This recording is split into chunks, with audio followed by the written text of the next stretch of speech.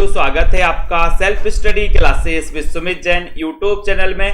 सो साथियों, स्टार्ट हो चुका है आज का ये सेशन। सभी साथी आ जाएं और एक बार जल्दी से वीडियो को लाइक कर दें, ठीक है। रोज ये सेशन 9 बजे रात्रि में होता है दोस्तों। अभी बढ़िया सा ऑफर आ गया है, नवरात्रि ऑफर आ गया है।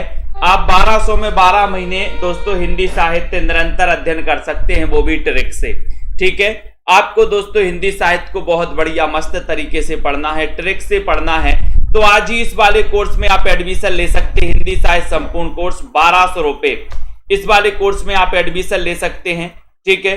जिनको पीडीएफ परचेस करनी है वो पीडीएफ परचेस कर सकते हैं। जिनको दोस्तों 10,000 प्रश्नों हिंदी साहित्य में प्रैक्टिस करनी है वो 10,000 प्रश्नों की टेस्ट सीरीज में भाग ले सकते हैं। जिनको पंजाब मास्टर कैडर के मॉडल पेपर चाहिए वो 599 में मॉडल पेपर ले सकते हैं, ठीक है। इस प्रकार से बहुत सारे हैं दोस्तों यहाँ पर। हिंदी साहित्य डेली टेस्ट भी है, हिंदी साहित्य निचोड़ नोट्स भी हैं, ठीक है। तो आप इनको पढ़ सकते हैं। और जिन भी साथियों को न्यू बैच में दोस्तों भाग लेना है वो 15 अप्रैल से नया बैच चालू होने वाला है, तो नए बैच में आप एडमिशन ले सकते हैं, ठीक है। और जिन भी साथियों को हिंदी साहित्य के जो टिर्की नोट्स हैं अपने घर पर बाई पोस्ट के माध्यम से दोस्तों घर पर मंगवाना है तो आप संपर्क कर सकते हैं इस नंबर पे, ठीक है। और अपने घर पर दोस्तों ये नोट्स आप मंगवा सकते हैं। बहुत ही बढ़िया नोट्स बनाए गए आप लोगों के लिए, ठीक है। तो सभी साथी आज ही एडमिशन लें। ये 1500 वाला कोर्स आपको 1200 में 12 महीने का एक कोर्स आप ऑफर है, नवरात्रि ऑफर है। और साथ ही 15 अप्रैल से न्यू बैच भी स्टार्ट हो रहा है, ठीक है। तो सभी साथी दोस्तों जिनको भी पढ़ना है वो पढ़ें। और आपका दोस्तों आपको बताना है कि मुहावरा किस भाषा का शब्द है, जल्दी से बताएंगे। और एक बार जल्दी से लाइक भी करना है। मुहावरा किस भाषा का शब्द है सभी लोग बताएं। सब्सक्राइब कर ले सभी साथी और एक बार बेल आइकन को भी दबा दें। मुहावरा किस भाषा का शब्द है? फारसी का है, अरबी का है, हिंदी का है या फिर उर्दू का है? कई बार एक क्वेश्चन पूछा जा चुका है 47 नंबर के क्वेश्चन में। और 47 में आप लोगों ने बताया कि सर जो मुहावरा है ये अरबी भाषा का है, क्योंकि मुहावरा तो कितने होते हैं? बोले सर अरबों मुहावरा हैं। अरबों मुहावरा है ना, आपने पढ़े होंगे। तो अरबों मुहावरा है तो मुहावरा अरबी भाषा का शब्द होगा, अरबी भाषा का, यानी कि उत्तर आपका यहां पर बी नंबर चला जाएगा, ठीक है। इसको भी अपन को याद कर लेना है। अब यहां पर आते हैं उर्दू किस भाषा का शब्द है। बहुत ही अच्छा क्वेश्चन है दोस्तों, 48 नंबर का क्वेश्चन है। उर्दू किस भाषा का शब्द है, ये क्वेश्चन आपसे पूछा गया है। देखते हैं सबसे पहले कौन आंसर बता पाता है। उर्दू किस भाषा का शब्द माना जाता है? रीना मंडियाल जी, मलकित जी, अनीता सिंह जी, कमलाकांत जी, सभी लोग बताएंगे। बुलडोजर बाबा जल्दी से बताइए उर्दू किस भाषा का शब्द है। और बहुत सारे लोग बता रहे कि सर जो उर्दू है ये तुर्की भाषा का शब्द है। तुर्की यानी कि आपका जो ये नंबर है ये नंबर आपका सही हो जाएगा। उर्दू जो है तुर्की भाषा का शब्द माना जाता है। और ये जिन्होंने लगाया उनका आंसर बिल्कुल सही है। कुछ लोग बी भी लगा रहे थे। यहां पर पूछे जाते हैं ऐसे प्रश्न, हिंदी शब्द बताना है, हिंदी किस भाषा का शब्द है। बहुत ही बढ़िया, आज तो हम लेकर ही आए हैं क्वेश्चन। यहां से आते हैं मोहित जी, बताइए। जिन भी साथियों को हिंदी साहित्य के नोट्स मंगवाना है वो दोस्तों 2100 रुपए पे कर सकते हैं, नीचे नंबर चल रहा है। और आप अपना पता मुझे व्हाट्सएप पर और स्क्रीनशॉट पेमेंट का स्क्रीनशॉट व्हाट्सएप पर दे सकते हैं। बाई पोस्ट आपके घर ये नोट्स पहुंचाए जाएंगे। हिंदी शब्द है किस भाषा का शब्द है, 49 नंबर के क्वेश्चन में आपको बताना है। तो आपका यहां पर उत्तर देखते हैं। सही नंबर बता रहा है कि सर हिंदी फारसी भाषा का शब्द है। देखो यहां पर डी नंबर जिन्होंने बताया कि सर हिंदी जो है ये फारसी भाषा का शब्द है, ये याद कर लेना। हिंदी फारसी का है, उर्दू तुर्की का है, मुहावरा अरबी भाषा का शब्द है। ये 3 क्वेश्चन अपन ने पढ़ लिए।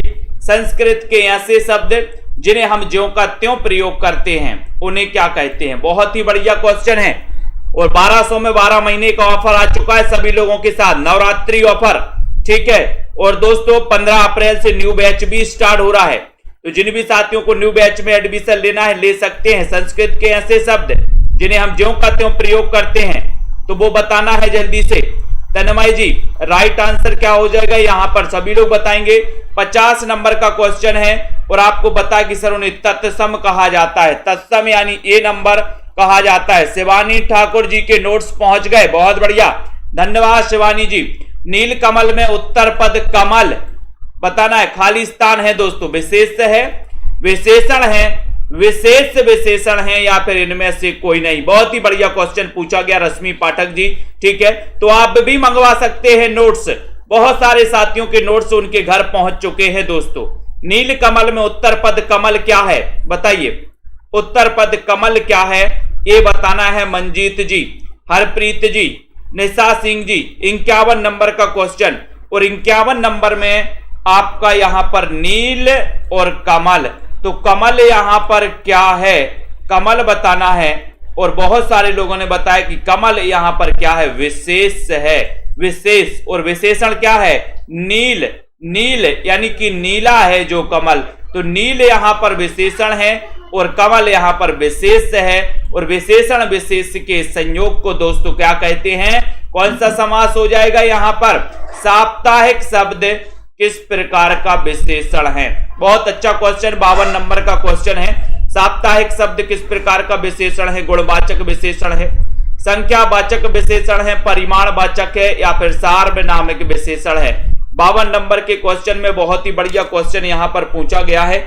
जल्दी से फटाक से कमेंट में लिखना है यहां पर राइट आंसर आपका क्या जा रहा है दोस्तों, जल्दी से बताइए उत्तर क्या है। साप्ताहिक शब्द किस प्रकार का विशेषण है, गुणवाचक है, संख्यावाचक है। तो सभी लोगों ने बताया है यहां पर कि सर जो साप्ताहिक शब्द है ये संख्यावाचक विशेषण है। बहुत ही बढ़िया, बी नंबर राइट आंसर। इनमें से कौन सा शब्द समूहवाचक प्रत्यय नहीं है, समूहवाचक प्रत्यय कौन सा नहीं है बताओ, लोग, गण, वर्ग या फिर प्रेस, समूहवाचक प्रत्यय कौन सा नहीं है। 53 नंबर का क्वेश्चन बताएं। लाइक कर दो सभी साथी, शेयर भी कर दो अपने मित्रों तक एक बार। सोनू केएम जी, सुनीता रानी जी, सभी लोग शेयर कर दो 53 नंबर के क्वेश्चन में। और समूहवाचक नहीं है, लोग तो है, गण भी है, वर्ग भी है, समूहवाचक कौन सा नहीं है, तो उत्तर चला जाएगा प्रेस यानी कि D number, D number correct right answer. किस शब्द की रचना प्रत्यय से हुई है, 54 नंबर का क्वेश्चन है। किस शब्द की रचना प्रत्यय से हुई है, कुसुम, चप्पल, लिखावट या फिर सुमन, तो बताएं किस शब्द की रचना प्रत्यय से हुई है। डॉक्टर रिंकी वर्मा जी, अमित सिंह जी, सभी लोग बताएंगे यहां पर प्रत्यय से किसकी हुई है। बुल्डोजर बाबा बताएं, सृष्टि ठाकुर जी, मंजू यादव जी, लाइक करना। यहां पर 54 नंबर का क्वेश्चन है और आपका सही आंसर आ गया कि सर लिखावट की जो रचना हुई है वो प्रत्यय से हुई है, यानी कि आपका सी नंबर। आचार्य भरत ने कितने अलंकारों का उल्लेख किया है, वो अलंकारों के नाम भी आपको बताना है। बताइए कमलाकांत जी, राइट आंसर यहां पर क्या हो जाएगा, सभी लोग बताएंगे। इतने अच्छे क्वेश्चन आपको दोस्तों यहां पर आ रहे हैं कि आचार्य भरत ने कितने अलंकारों का उल्लेख किया है। अच्छा सा क्वेश्चन आपसे पूछा गया है, देखते हैं कौन कौन सही आंसर बता पाता है, कौन कौन इसमें नहीं बता पाता है। तो राइट आंसर जा रहा है कि सर आचार्य भरत ने 4 अलंकार बताए हैं, 4 अलंकारों का उल्लेख किया है, यानी कि आपका जो बी नंबर है ये बिल्कुल सही है। बी नंबर आपका राइट आंसर है और आपको बताना कि वो अलंकार कौन कौन से हैं, 4 अलंकार बताओ। अनुप्रास अलंकार के कितने भेद होते हैं दोस्तों, 56 नंबर का क्वेश्चन। ये छोटे छोटे प्रश्न कई बार पूछे जाते हैं। अनुप्रास अलंकार तो आपने पढ़ा है, लेकिन आपको बताना कि ये कितने प्रकार का होता है, ऐसा भी आपको बताना है। बताइए उपमा, रूपक, दीपक और यमक, बिल्कुल सही आंसर आ गए हैं आप लोगों के। बताइए यहां पर राइट आंसर चयन करना है और अनुप्रास अलंकार के कितने भेद होते हैं, ये क्वेश्चन यानी कि 56 नंबर का क्वेश्चन आपको बताना है। 56 नंबर में आपका राइट आंसर देखते हैं कौन बता पा रहा है सही। बिल्कुल सही बताया है शांति वर्मा जी, कमलाकांत, पूजा देवी जी की सर ये नंबर में लगा दो। 5 होते हैं अनुप्रास अलंकार के भेद, कोई बताएगा कौन कौन से होते हैं, बताओ जल्दी से। ए नंबर तो आपका यहां पर राइट आंसर है। जब किसी अत्यंत प्रशंसर के लिए कोई बात बहुत प्रशंसा के लिए कोई बात बहुत बड़ा चढ़ाकर अथवा लोक सीमा का उल्लंघन करके कही जाए, तब वहां पर कौन सा अलंकार होता है, ये बताना है। यानी कि सीधी सी बात है कि जहां पर बड़ा चढ़ाकर वर्णन किया जाता है वहां पर कौन सा अलंकार होता है, बताएंगे। कोई अनुप्रास अलंकार के 5 भेद किसको पता है? 57 नंबर के क्वेश्चन में बहुत ही बढ़िया क्वेश्चन पूछा गया 57 नंबर का, बताएं। और एक बार लाइक भी कर दो सभी साथी, शेयर भी कर देना भाइयों। 57 नंबर के क्वेश्चन में पूछा गया और वहां पर अतिशयोक्ति अलंकार, यानी कि ये नंबर बिल्कुल सही हो जाएगा। ये नंबर आपका राइट आंसर हो जाएगा। कौन सा अर्था अलंकार है? अर्था अलंकार कौन सा है? अनुप्रास, यमक, श्लेष या फिर उपमा। आपने शब्दा अलंकार भी पढ़े हैं दोस्तों, आपने अर्था अलंकार भी पढ़े हैं। अब यहां पर बताना कि कौन सा अर्था अलंकार है। अर्था अलंकार कौन सा है बताइए जल्दी से। बबीता देवी जी, अशोक प्रजापति जी, 58 नंबर के क्वेश्चन में यहां पर अर्थालंकार कौन सा है, देखते हैं कौन कौन सही बता पाता है। और यहां पर बताया मुकेश शुक्ला जी ने,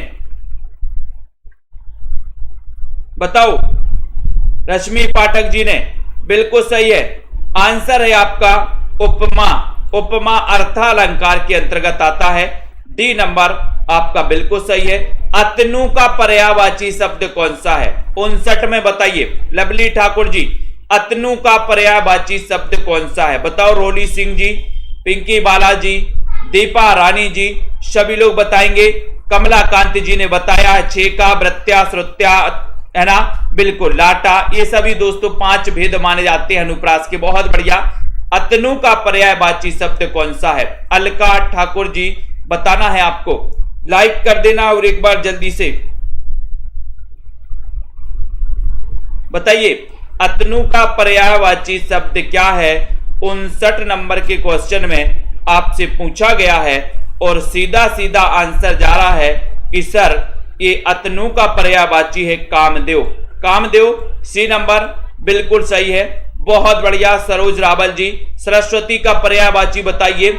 जिन भी साथियों को हिंदी साहित्य के विस्तृत नोट्स मंगवाना है, तिरकी नोट्स मंगवाना है, वो अपने घर मंगवा सकते हैं दोस्तों। एक ऐसा नोट्स जो दोस्तों आपको किसी एक बुक में नहीं मिलने वाला, किसी 2-4 बुक में इतना मटेरियल नहीं मिलने वाला, इतना क्रमबद्ध नहीं मिलने वाला, इतना दोस्तों बहुत अच्छा और बहुत अच्छी ट्रिक नहीं मिलने वाली। ऐसे नोट्स आप अपने घर मंगवा सकते हैं, ठीक है। मात्र 2100 रुपए पे करना है दोस्तों उसमें, और आपको स्क्रीनशॉट व्हाट्सएप पे देना है, नीचे नंबर चल रहा है, और अपना पता पूरा देना है। 1 सप्ताह के अंदर आपके घर नोट्स पहुंच जाएंगे। सरस्वती का पर्यायवाची यानी कि 60 नंबर के क्वेश्चन में आपको बताना है, और आपका उत्तर हो रहा है कि सर उपरोक्त सभी बाक, शारदा, भारती ये सभी माने जाते हैं। इच्छा का पर्यायवाची शब्द क्या होगा? 61 नंबर का क्वेश्चन, बहुत बढ़िया क्वेश्चन पूछा गया यहां पर। माया राम जी, लाइक आंसर करते हुए शेयर जरूर करिए।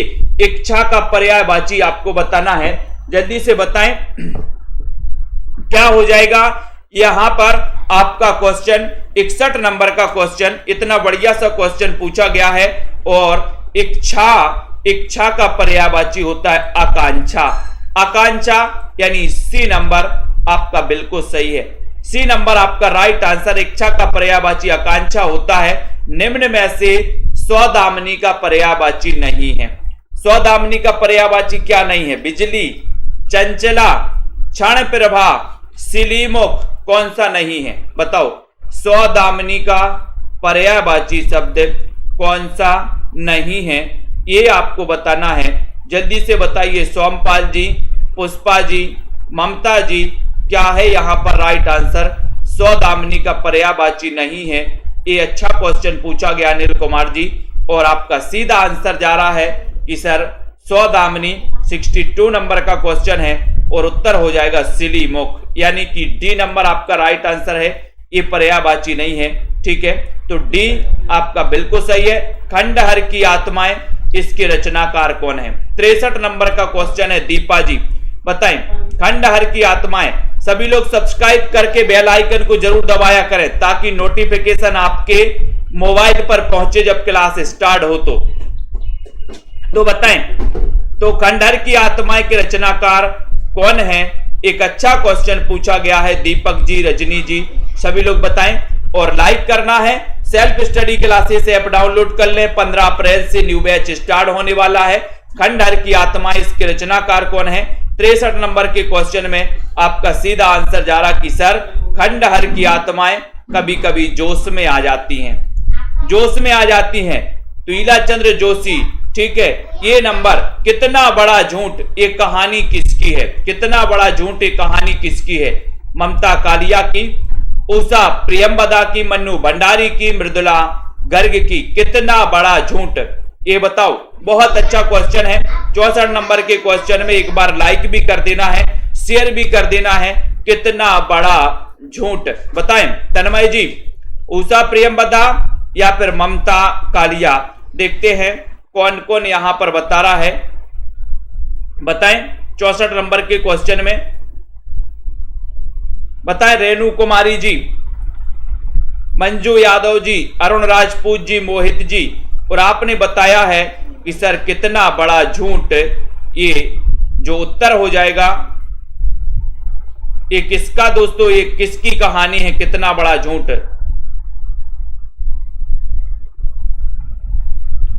बताइए जल्दी 64 नंबर में। और बहुत सारे लोगों ने आंसर बताया कि सर इसमें बी लगा दो, उषा प्रियंवदा। उषा प्रियंवदा यानी कि बी नंबर। कितना बड़ा झूठ, ठीक है।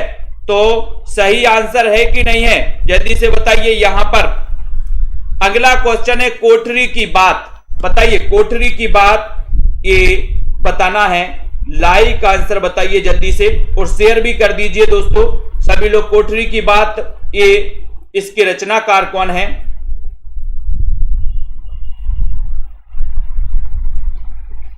जल्दी बताओ, कोठरी की बात इसके रचनाकार कौन है? जल्दी जल्दी से बताना और एक बार लाइक भी कर देना। हमारे सभी मित्र इसी प्रकार से जुड़े रहें, लाइक शेयर करते रहें दोस्तों। कोठरी की बात आपसे पूछा गया है तो बिल्कुल सही उत्तर यहां पर लगाना है अपन को। राइट आंसर है कि सर कोठरी की बात कैसी रहनी चाहिए? अज्ञेय रहनी चाहिए, अज्ञेय, यानी कि बी नंबर आपका बिल्कुल सही है। बी नंबर सही है, बहुत बढ़िया। नेक्स्ट देखो, याद हो कि ना याद हो, संस्मरण के रचनाकार कौन है? याद हो कि ना याद हो, मैंने आपको कई बार बताया है। याद हो कि ना याद हो, है ना। घातक फिल्म देखी होगी आपने, शनि देओल की, है ना।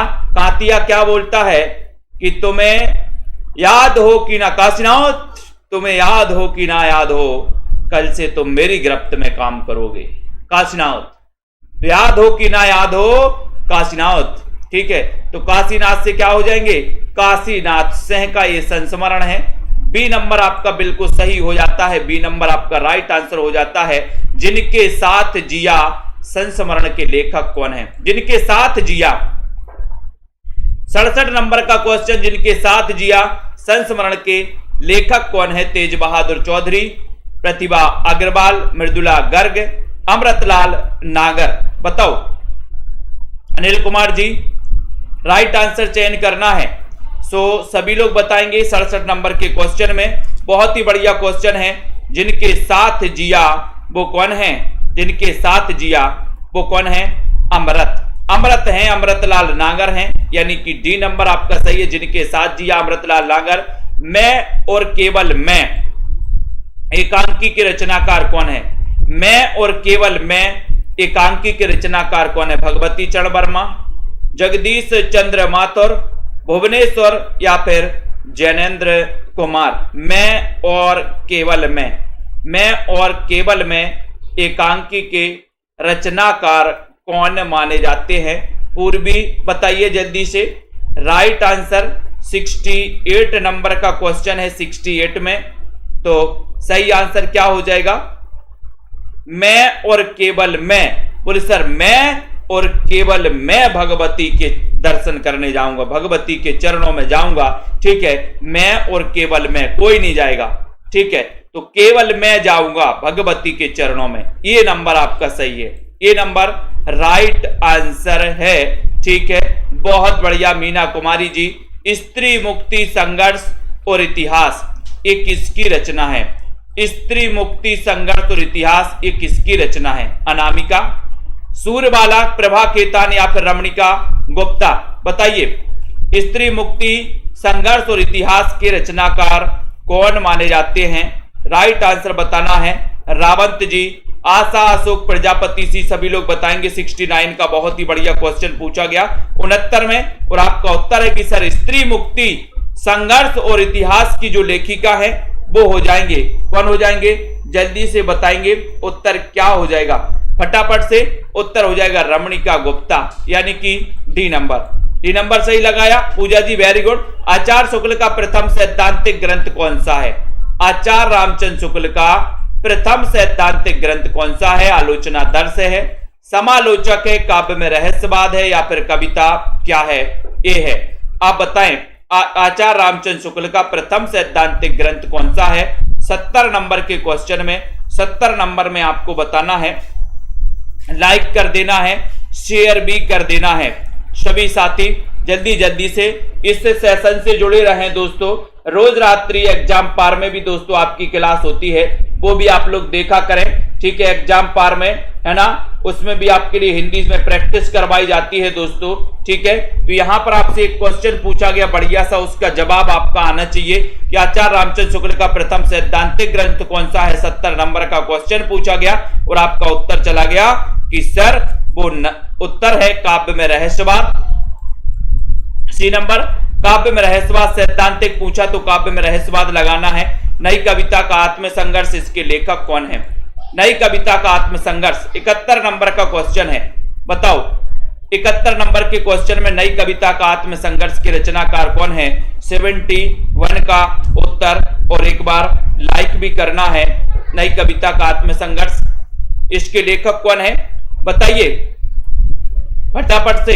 नई कविता का आत्मसंघर्ष है ना, बोले सर नई कविता आत्मसंघर्ष कर रही है कि हमारी मुक्ति हो जाए, है ना।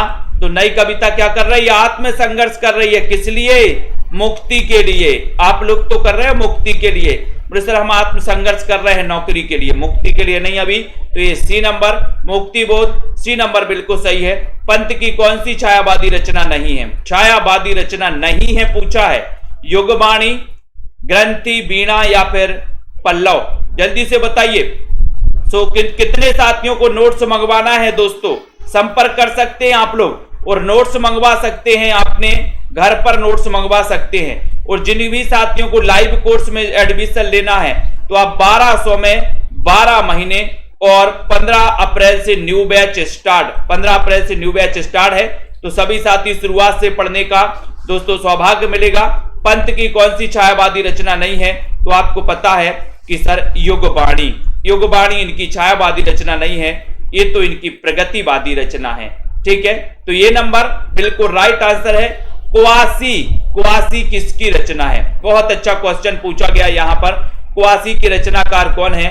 कुआसी की रचना आपको बतानी किसने की है? हरप्रीत जी, मंजू जी, वंदना जी, अमन जी सभी लोग बताएंगे 73 नंबर के क्वेश्चन में। एक बार लाइक भी करते चलो सभी साथी। राजीव जी, मोहित जी, सही आंसर यहाँ पर कुआसी किसकी रचना है ये आपसे पूछा गया 73 नंबर में, और 73 का आंसर जा रहा है कि सर कुआसी पूछा है। तो आप बाल कृष्ण शर्मा नबील लगा देना, डी नंबर लगा देना, ठीक है। बिल्कुल सही बताया है माया राम जी। छायावाद की प्रथम प्रयोगशाला किसे माना जाता है? इतना अच्छा और सरल क्वेश्चन आपसे पूछा गया है। तो बताइए मधु धिम्मन जी, राइट आंसर क्या हो जाएगा यहाँ पर? कुमकुम जी। सभी साथियों को जरूर बता दें कि 15 तारीख से नया बैच स्टार्ट हो रहा है। जिनको भी एडमिशन लेना, हिंदी साहित्य को रेगुलर करना है, रेगुलर अध्ययन करना है, तो आप रेगुलर पढ़ सकते हैं। छायावाद की प्रथम प्रयोगशाला किसे माना जाता है? 74 नंबर का क्वेश्चन है और आपका उत्तर चला जाएगा क्या माना जाता है प्रथम प्रयोगशाला? झरना को। अब झरना तो आपने बता दिया कि ये जयशंकर प्रसाद की रचना है, लेकिन इसका रचना काल क्या है ये भी आपको बताना है। बताइए राज रानी जी, विश्वास मलिक जी, इन मुसलमान हरिजनन पे कोटिन हिंदू बारिये, ये जो पंक्ति है ये पंक्ति किसकी है? इन मुसलमान हरिजनन पर कोटिन हिंदू बारिये, ये पंक्ति किसकी है बताएं जल्दी से। ओपी सिंह जी, इन मुसलमान हरिजनन पर कोटिन हिंदू बारिये, ये जो पंक्ति है किसकी मानी जाती है? और लाइक भी कर दो। जगदीश जी, गीता खलील जी, राजरानी जी, ठीक है, बिल्कुल राजरानी जी ले लिया आपका नाम, ठीक है। उत्तर हो जाएगा यहाँ पर भारतेंदु की पंक्ति है। रसखान के बारे में इन्होंने कही थी। आधुनिक हिंदी काव्य का बैतालिक किसे कहा जाता है? बहुत अच्छा क्वेश्चन, 76 नंबर का क्वेश्चन पूछा गया। आधुनिक हिंदी काव्य का बैतालिक किसे कहा जाता है? भारतेंदु को, प्रेमघन राधाकृष्ण दास या फिर बाल मुकुंद गुप्त को? बताएं। सीताराम जी, प्रेमा जी 76 नंबर के क्वेश्चन में, और 76 नंबर में आपका उत्तर हो रहा है कि सर आधुनिक हिंदी काव्य का जो बैतालिक कहा जाता है वो भी भारतेंदु को ही कहा जाता है। ये नंबर बिल्कुल सही बताया अशोक प्रजापति जी, दारसू शर्मा जी। हो होरी किसकी कृति है? 77 नंबर का क्वेश्चन, जल्दी से बताइए, फटाक से बताना है। पलविंदर जी, अंजना जी, हो होरी, हो होरी, ये बताना है, चयन करना है कि ये कृति किसकी है। 77 नंबर के क्वेश्चन में 77 नंबर का क्वेश्चन है और आपका सीधा आंसर जा रहा कि सर हो होरी इसके रचनाकार हैं। बताओ कौन बता रहा है सबसे पहले? 77 में सी बताया बुलडोजर बाबा ने, अंबिका दत्त व्यास। अंबिका दत्त व्यास दोस्तों सी नंबर भारतेंदु युग के कवि माने जाते हैं। हो होरी। मध्यकालीन धर्म साधना किसका निबंध है? मध्यकालीन धर्म साधना निबंध के लेखक कौन है? रतिपाल जी। बिंदु लता जी बताइए। अनुराग जी, भावना जी, आकाश जी, रश्मि जी बताएं। मध्यकालीन धर्म साधना किसका निबंध है? रामचंद्र शुक्ल का, महादेवी वर्मा का, हजारी प्रसाद द्विवेदी या फिर विश्वनाथ प्रसाद का? किसका है? कमलाकांत जी, मध्यकालीन धर्म साधना निबंध के लेखक कौन है? 78 नंबर का क्वेश्चन है। पूजा राणा जी, ओम प्रकाश जी बताइए 78 नंबर में। और दोस्तों सभी लोग लाइक जरूर कर दें। मध्यकालीन धर्म साधना, मध्यकाल में हमें धर्म साधना हजारों बार करना है। मध्यकाल में धर्म साधना कितनी बार करना है? हजारों बार करना है भैया, ठीक है। याद रख लेना। आपको पता है कि ये 3 अवस्थाएं, एक तो बचपन, एक दोस्तों जवानी और एक बुढ़ापा, ठीक है। ये जो जवानी है ये मध्यकाल है अपना, जवानी, और इस जवानी में हमें हजारों बार धर्म साधना करना है। इस बुढ़ापे का कोई निश्चित नहीं है कि इस बुढ़ापे तक आप पहुंच पाते हो कि नहीं, तो इस जवानी में ही कर लो धर्म साधना। तो मध्यकाल में हमें धर्म साधना हजारों बार करनी है, ठीक है। भूत के पांव किसकी व्यंग रचना है? जल्दी बताओ। भूत के पांव पीछे बताएं। 79 नंबर का क्वेश्चन है, सभी लोग बताएंगे। लाइक करना है। रविंद्रनाथ त्यागी, हरिशंकर परसाई, शरद जोशी, केपी सक्सेना। 79 नंबर का क्वेश्चन है। 79 नंबर में सभी लोग बताएंगे यहाँ पर, और बिल्कुल सही आंसर जा रहा है सरोज जी कि सर ये जो है हरिशंकर परसाई जी की व्यंग रचना है। बी नंबर आपका। हरिशंकर परसाई को आप जानते हैं। किस प्रकार के निबंधों में बुद्धि तत्व प्रमुख होता है? बताओ, किस प्रकार के निबंधों में बुद्धि तत्व प्रमुख होता है? भावात्मक निबंधों में, वर्णात्मक निबंधों में, विवरणात्मक निबंधों में, या फिर विचारात्मक निबंधों में? बताएं। किस प्रकार के निबंधों में बुद्धि तत्व प्रमुख होता है? यह पूछा गया है सभी लोगों से, जल्दी बताओ। और 80 नंबर का क्वेश्चन आ गया कि सर बुद्धि तत्व प्रमुख होता है विचारात्मक निबंधों में, यानी कि डी नंबर दिख रहा है। डी नंबर विचारात्मक, सही बात, सही लगाया है बहुत सारे लोगों ने। विचार प्रवाह के रचनाकार कौन है? मैंने कई बार आपको बताया है विचार प्रवाह, इसके रचनाकार कौन है? जल्दी से बताइए फटाफट से। विचार प्रवाह के रचनाकार कौन है? हजारी प्रसाद द्विवेदी, अज्ञे, नागार्जुन या फिर रामधारी सिंह दिनकर? बताएं जल्दी से। विचार प्रवाह फटाफट से बताना है। और आपका उत्तर जा रहा है कि सर हजारों बार विचार का प्रवाह होता है। हजारों विचारों का प्रवाह होता कि नहीं होता? हजारों विचार का प्रवाह होता है। हजारी प्रसाद द्विवेदी, ये नंबर आपका बिल्कुल सही हो जाएगा। किस विद्वान ने देवनागरी लिपि के स्थान पर रोमन लिपि अपनाने के लिए दोस्तों सुझाव दिया था? अच्छा क्वेश्चन है। जो आप लोग लिखते हो ना रोमन लिपि, है ना, हिंदी को इंग्लिश में लिखते हो, इंग्लिश के वर्णों में लिखते हो हिंदी को, वो रोमन लिपि कहलाती है ना। तो बताइए देवनागरी लिपि के स्थान पर रोमन लिपि अपनाने का सुझाव किसने दिया था? 82 नंबर का क्वेश्चन है। 82 में आपको उत्तर बताना है और आपका उत्तर चला गया सुनीति कुमार चटर्जी ने। ए नंबर करेक्ट आंसर, ए नंबर राइट आंसर हो गया। ठीक है, देवनागरी लिपि है, कैसी लिपि है? वर्णात्मक है, चित्रात्मक है, भावात्मक है या फिर अक्षरात्मक है? देवनागरी कैसी लिपि मानी जाती है दोस्तों, बताएं। देवनागरी लिपि कैसी मानी जाती है? बहुत ही बढ़िया क्वेश्चन है, लाइक कर दो सभी साथी। जिन भी साथियों को नोट्स मंगवाना है वो मंगवा सकते हैं दोस्तों, संपर्क कर सकते हैं, नोट्स अपने घर पर मंगवा सकते हैं। ठीक है, देवनागरी लिपि कैसी लिपि मानी जाती है? 83 नंबर का क्वेश्चन है, 83 में आपको बताना है। और वो लिपि मानी जाती है दोस्तों कैसी? अक्षरात्मक लिपि। यानी कि आपका उत्तर डी बिल्कुल सही है।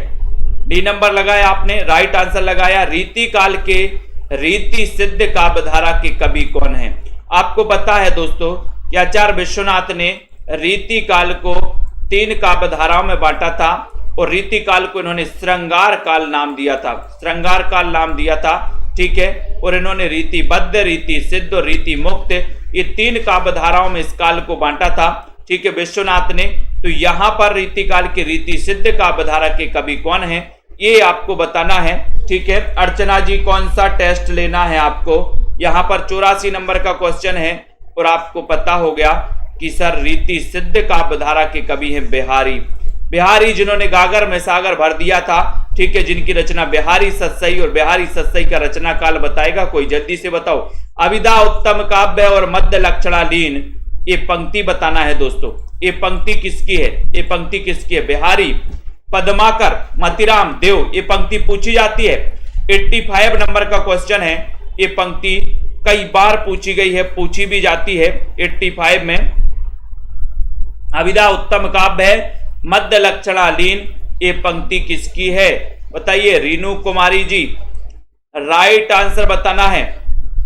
डीके जी, अनुराग जी, सही आंसर। तो उत्तर जा रहा कि सर देव कवि की रचना है, यानी कि देव जो हैं रीति काल के रीतिबद्ध काव्यधारा के कवि माने जाते हैं।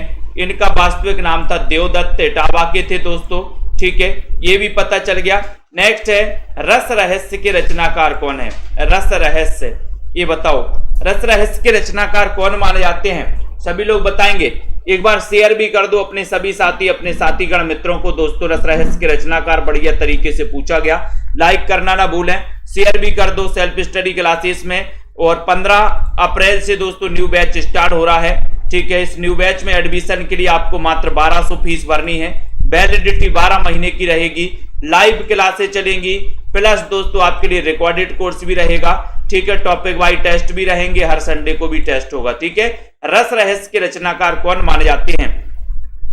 और आपका उत्तर चला गया कि सर ये कुलपति। रस का रहस्य तो कुलपति को पता होता है, कुल के प्रमुख को होता है, कुलपति को प्रमुख, है ना। स्वयंभू को हिंदी का प्रथम कवि माना है, किसने माना? बताइए, स्वयंभू को हिंदी का प्रथम कवि किसने माना? राम कुमार वर्मा ने, रामचंद्र शुक्ल ने, बताइए, हजारी प्रसाद द्विवेदी या फिर राहुल सांकृत्यायन ने? स्वयंभू को हिंदी का प्रथम कवि किसने माना? अच्छा क्वेश्चन है दोस्तों, आपको बताना है। हिंदी के अपभ्रंश के प्रथम महाकवि माने जाते हैं स्वयंभू। इन्हें हिंदी का प्रथम कवि मानने वाले हैं राम कुमार वर्मा, जिनका जन्म 1905 में हुआ था। इन्होंने 1938 में एक ग्रंथ लिखा था, हिंदी साहित्य का आलोचनात्मक इतिहास। ठीक है, ये याद कर लेना। यहाँ पर ए नंबर बिल्कुल सही हो जाएगा। कौल ज्ञान निर्णय के रचनाकार कौन है? कौल ज्ञान निर्णय के रचनाकार कौन है? कौल मैंने याद भी करवाया था इसको, ट्रिक से भी याद करवाया था दोस्तों। आपको बताना है कौल ज्ञान निर्णय के रचनाकार कौन है? गोरखनाथ हैं। बताइए दीपक कुमार जी, कौल ज्ञान निर्णय निरंतर अध्ययन करो भैया, अगर कमजोर हो तो निरंतर अध्ययन करो। सीमा जी, ठीक है। तो बताइए रतिपाल जी, यहां पर कौल ज्ञान निर्णय के रचनाकार कौन है? गोरखनाथ। जालंधर नाथ, गोपी चंद्र, मतेंद्र नाथ। तो 88 नंबर का क्वेश्चन है। 88 में सीधा उत्तर है कि सर मच्छंदर नाथ। मच्छर क्या करते हैं? कॉल कॉल के खाते हैं, कॉल कॉल। ठीक है। डी नंबर, पंच पांडव चरित रास के रचनाकार कौन है? पंच पांडव चरित 89 का आंसर। 89 में अर्णव जी बताइए, बताएं। विवेक यादव जी, रेखा त्रिपाठी जी, जेएस जी बताइए। राइट आंसर क्या हो जाएगा यहां पर? राही जी, पंच पांडव चरित के रचनाकार। 89 का क्वेश्चन पूछा गया है आपसे, पंच पांडव चरित्र के रचनाकार कौन है? राइट आंसर आपको चयन करना है दोस्तों। उत्तर जा रहा है कि सर पंच पांडव कैसे थे? शक्तिशाली थे। शक्तिशाली थे, पंच पांडव की नहीं थे। 5 पांडव शक्तिशाली थे। ठीक है, बिल्कुल सही है। और आपका उत्तर जा रहा है यहां पर शालिभद्र सूरी, ये नंबर। ठीक है। पुस्तक जल्लड़ हत्य दे चली गज्जन रबकाज में बताना है कि ये पंक्ति किससे कहां से ली गई है? बताओ, किस ग्रंथ से ली गई है? बताइए। पुस्तक जल्लड़ हत्य दे चली गज्जन रबकाज बीसल देव रासो से ली गई है, हमीर रासो से, पृथ्वीराज रासो से, या फिर विजयपाल रासो से? सुषमा जी बताइए, सीमा जी, उत्तम कुमार जी बताना है आपको। लेखिका सिंह जी, उत्तर हो जाएगा कि सर ये पुस्तक जल्लड़ हत्य दे पृथ्वीराज रासो, यानी कि सी नंबर सही है। रंग दे बसंती चोला नाटक के रचनाकार कौन है? सुरेंद्र वर्मा है, मोहन राकेश हैं, भीष्म साहनी हैं, या फिर विनोद रस्तोगी हैं? रंग दे बसंती चोला नाटक के रचनाकार कौन है? अच्छा क्वेश्चन, 91 नंबर का क्वेश्चन है। और उत्तर जा रहा है आपका कि सर रंग दे बसंती चोला, है ना? रंग दे बसंती चोला पूछा गया। पुष्पा देवी जी, राजीव जी, बिंदु लता जी, सही आंसर जा रहा भीष्म साहनी, यानी कि आपका जो सी नंबर है भीष्म साहनी। रंग दे बसंती चोला नाटक के रचनाकार हैं भीष्म साहनी, सी नंबर। ठीक है। भुवनेश्वर निम्न में से किसके लिए प्रसिद्ध है? भुवनेश्वर ऐतिहासिक नाटक के लिए है, समस्या नाटक के लिए है, सामाजिक नाटक के लिए है, या फिर असंगत नाटक के लिए है? बताओ। भुवनेश्वर प्रसाद के बारे में आपने कई बार पढ़ा होगा। तनु जी बताइए। अनूप जी, संदीप विश्वकर्मा जी, भुवनेश्वर के बारे में बताना है। प्रमिला सिंह जी, विकास भाटी जी, भुवनेश्वर निम्न में से किसके लिए प्रसिद्ध हैं? और आपका उत्तर आ रहा है कि सर जो भुवनेश्वर प्रसाद हैं ये असंगत नाटकों के लिए प्रसिद्ध हैं। डी नंबर बताया है बीनू सरोज जी ने, बिल्कुल सही है। डी नंबर रमा शर्मा जी ने। नेक्स्ट, किस शब्द में दिगु समास है? बताओ। दिगु समास किस में है? दोपहर में, नीलकंठ में, कनफटा में, या फिर मंद बुद्धि में? सभी से बनेगा लगभग। दिगु समास किस में है ये पूछा गया है। 15 अप्रैल से न्यू बैच स्टार्ट होने वाला है। तो ऐसे कितने साथी हैं जिनको एडमिशन लेना है? नया बैच शुरुआत से हिंदी भाषा, देवनागरी लिपि, हिंदी साहित्य, आदिकाल, भक्तिकाल, ये शुरुआत से पढ़ने को मिलेगा। तो आप self study classes app download कर ले सभी साथी। और जिन भी साथियों को हिंदी साहित्य के नोट्स मंगवाना है दोस्तों, वो नोट्स अपने घर मंगवा सकते हैं। ठीक है। संपर्क करना है आपको। दोपहर में दिगु समास है। किस क्रम में बहुब्रीहि समास का उदाहरण नहीं है? बताओ। बहुब्रीहि समास का उदाहरण कौन सा नहीं है? बताओ। बहुत अच्छा क्वेश्चन है, राइट करना है और एक बार लाइक करके शेयर भी कर देना। बहुब्रीहि समास का उदाहरण कौन सा नहीं है? एक अच्छा सा क्वेश्चन आपसे पूछा गया है। ओम प्रकाश जी लाइक करिए जल्दी से, बेल आइकन को भी दबा दीजिए। तारण जी, यहां पर 94 नंबर का क्वेश्चन आपसे पूछा गया है, बढ़िया सा क्वेश्चन है और उत्तर हो जाएगा यहां पर देशवासी। देशवासी में बहुब्रीहि समास नहीं है। वसुंधरा, हिरण्यगर्भ, सिंहवाहिनी ये है। तो डी नंबर आपने क्लिक लगाया है, डी नंबर सही है। राम वृक्ष बेनीपुरी की कौन सी कृति यात्रा वृत्त की है? बताओ। यात्रा वृत्त कौन सी कृति है? सागर की लहरों पर, अप्रवासी की यात्राएं, पैरों में पंख बांधकर, मेरी यूरोप यात्रा। राम वृक्ष बेनीपुरी का यात्रा वृत्त कौन सा है? पूनम जी बताइए और लाइक भी करना है। 95 नंबर का क्वेश्चन है। 95 का सही आंसर क्या है? और बहुत सारे लोगों ने, कुछ लोग डी बता रहे हैं, लेकिन ये पैरों में पंख बांधकर, ये यात्रा व्रत है इनका। और उड़ते चलो। C number correct answer, right, very good. उड़ते चलो यात्रा वृत्त के रचनाकार कौन है? उड़ते चलो बताइए। तारसू जी, पुष्पा जी बताइए, सुशील जी। 96 नंबर का क्वेश्चन है, सभी लोग बताएंगे। उड़ते चलो यात्रा वृत्त इसके रचनाकार कौन है?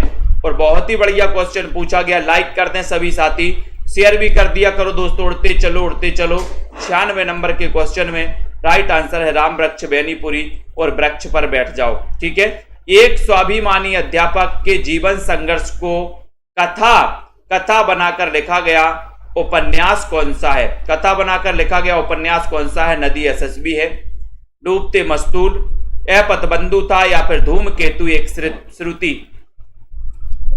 एक स्वाभिमानी अध्यापक के जीवन संघर्ष को कथा बनाकर लिखा गया दोस्तों, यहां पर एक उपन्यास है, वो कौन सा है? 97 नंबर का क्वेश्चन है। और वो क्वेश्चन है दोस्तों, यह पतबंधु था, नरेश मेहता। नरेश कैसे बन गया? ये जो है एक स्वाभिमानी अध्यापक के जीवन संघर्ष को लिखा गया है। देहाती दुनिया इसके रचनाकार कौन है? इसके लेखक कौन है? देहाती दुनिया के लेखक कौन है? निराला जी हैं क्या? शिवपूजन सहाय हैं? बताइए जल्दी जल्दी से। देहाती दुनिया के लेखक कौन माने जाते हैं? अश्क हैं, प्रेमचंद जी हैं, कौन माने जाते हैं? लाइक कर दो सभी साथी। लवली जी, बीनू जी, पुष्पा जी। और देहाती दुनिया में शिव की पूजन ही सहाय होती है। देहाती दुनिया में शिव की पूजन ही सहाय होती है। बी नंबर, शिव की पूजन सही है। तरुण के स्वप्न के लेखक कौन है दोस्तों? 99 नंबर का क्वेश्चन है। तरुण का स्वप्न क्या होता है?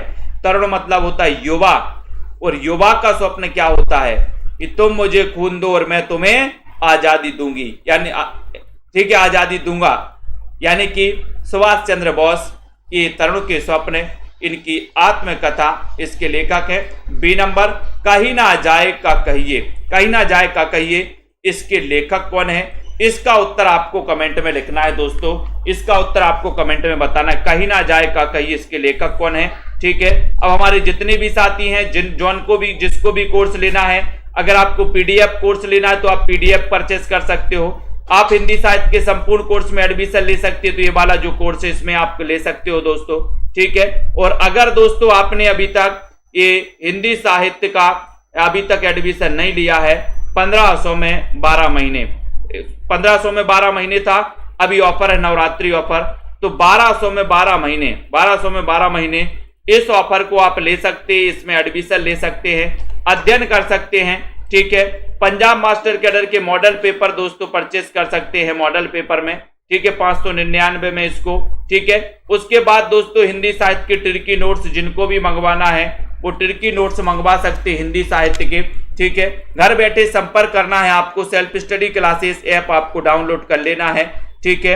रावंत जी, पुष्पा, सुशील, बाहुबली, कटप्पा जी, पूनम जी, प्रीति, बुलडोजर जी।